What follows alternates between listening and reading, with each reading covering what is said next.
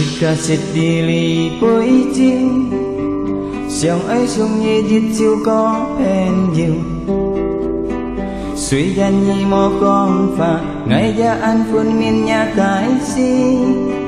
bền nhiều chỉ cả miệng suy nhau đi dấu trên mò trên tùy ngày mong muốn thì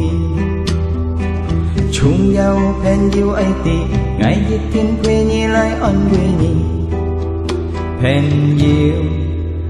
bền nhiều ngã cái bền nhiều bền nhiều suy gian nhật theo nhật con bơi biến và một con nên bền nhiều ta chỉ cả nói sàn cả bền nhiều ngã cái bền nhiều bền nhiều hãy cùng thay suy gì kinh kỳ gói có thể chỉ cả tay bền nhiều sẽ sống đi rồi họ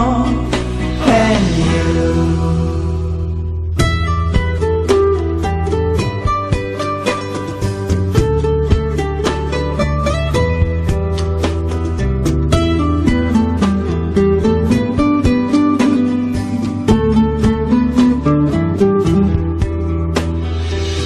trong nhật chiều phèn yêu có xuống cuốn xe xong phèn yêu ca chơi hò ngày mùa mây hồ xuống nhì lý siêu có thấy béo ngã cái si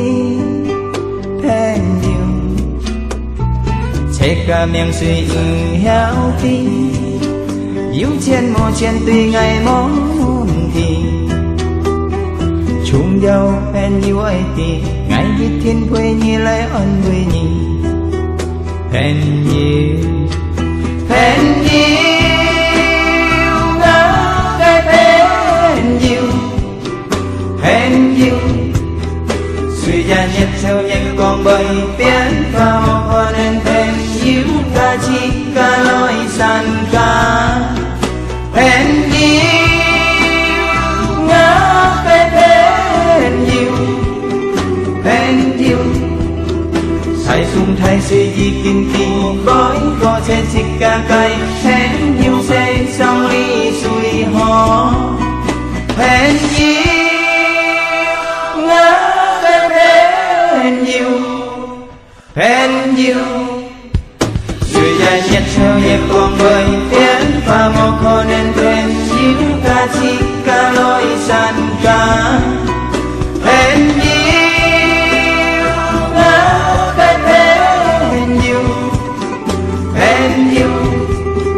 hãy dùng thay suy gì kinh kỳ gói có thể chỉ cả cây phèn nhiều sẽ xong đi suy họ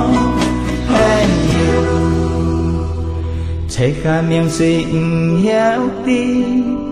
dù trên mồ chân thì ngày mó nguồn thì chung nhau phèn yêu ấy thì ngày giết thiên quê nhì lại ân quê nhì phèn nhiều